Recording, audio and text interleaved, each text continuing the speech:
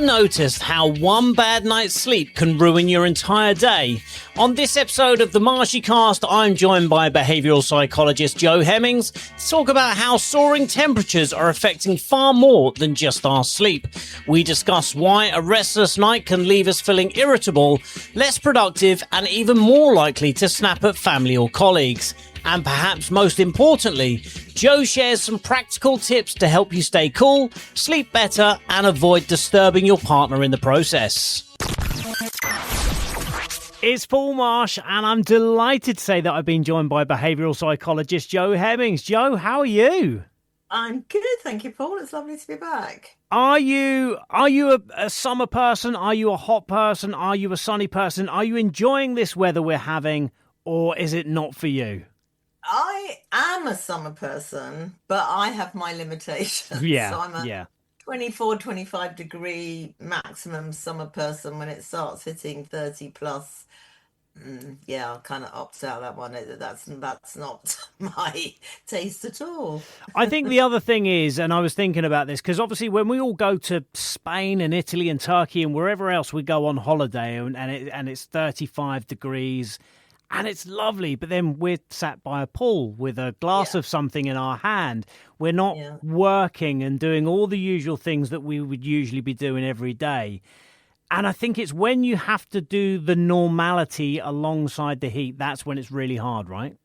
It is. So this was researched by leading home technology brand Dreo, who were looking at not just the physical discomfort that we get from the heat, but all the other psychological aspects, such as bad moods and sleep being impacted, productivity, our relationships, how much we enjoy being at home. I mean, that whole ripple effect of the heat is not just saying I'm too hot. It's, as you say, getting on with your life. It's everything from having to catch public transport, trains that don't work, the infrastructure here, just trying to lead a normal everyday working or whatever life that you have in intense heat is kind of brutal. And the sleep, I think, is the worst.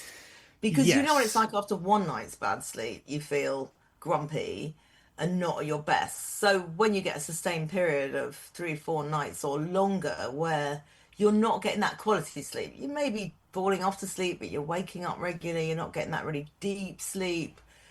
That has a huge impact on our moods, on how tetchy we are with our families, our colleagues, our kids, whatever it may be. And that's just miserable for people. It really is. I think over the last couple of months, we've all had to deal with a grumpy partner or a grumpy family member or something like that who's woke up in a bit of a mood because they've had a terrible night's sleep. I'll tell you about my situation here, because me and my partner, same as most, we're very, very different in the fact that she will have the covers on no matter what. Me, I'm covers off. I'm far, far too hot. I bought one of those portable air conditioner units, which is really good, and it takes it down about 5 or 6 degrees, but it is quite noisy. Yeah. So we tend to have it on from like 5 till about 10 p.m. to try and cool the room down before we go to sleep. Before you go to bed. But this has been far too hot over the last couple of months. And even when like we go to sleep, we then have to make that decision of, do we leave it on all night and you have the noise all night, or do we turn it off and it's just too hot for me? So basically one of us is grumpy in the morning. Okay, so what I do is I have a fan on at night, but on a low setting, and I have it on all night.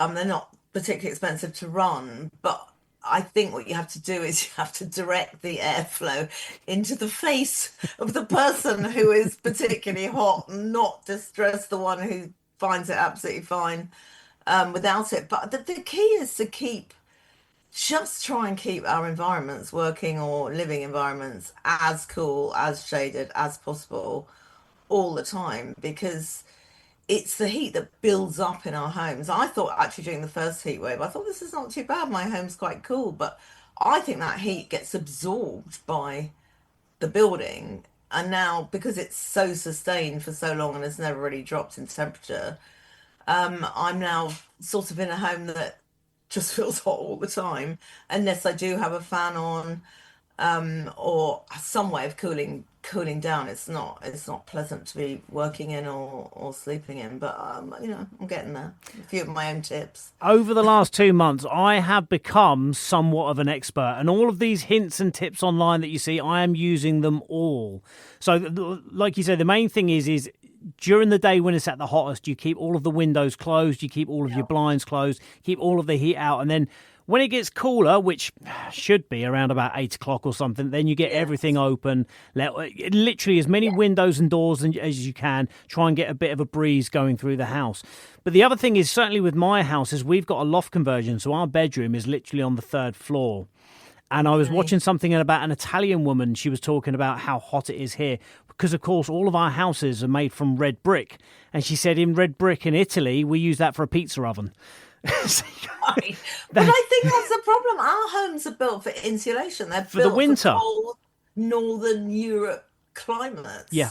So they're not even, I know they're talking now about house building and making sure that there's some sort of facilities for them to be kept cool as well. But for most of us, we're never going to enjoy that experience. We are stuck with what we've got. And if you start, say, with rented accommodation, Oh, you don't want to be paying out a fortune on air conditioning units or any of those things because this is not your permanent home and you're adding value to somewhere that's not yours. So I do think the answer has got to be, well, first we've just got to acclimatize. Fans are a good idea.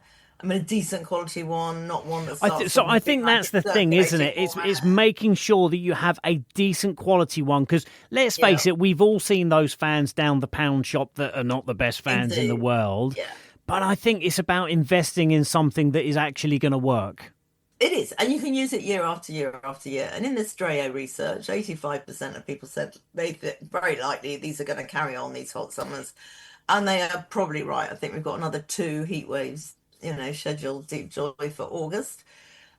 So to have something, you just bring it out each year, and it's a good quality one because otherwise the cheap fans will just barely circulate the warm air around. So you could be making yourself hotter because you're just spreading that warm air around. And as you say, evenings when they're cool and not humid, that's the only time really to let that air in. If you let it in during the day, it's just gonna heat your house up. So keep the curtains closed, keep the blinds down. I know it's a bit gloomy. Yeah. But for those rooms, particularly a living room you might use in the evening, I keep my blinds down in the day so that when I do go in there in the evening, it doesn't feel like I'm going into an oven. And like you say, this just affects so much more because you know what we're like when we haven't slept properly. Because I think this is the same for everybody. I think during the day it's generally not too bad, but when you have a bad night's sleep because of this, it affects everything the next day. Everything. I mean, you don't want to exercise. You don't want to spend time with people. You're just grumpy all the time. And that's just me. Yes, it's just you. Well, it's not just you. I think many will identify with that.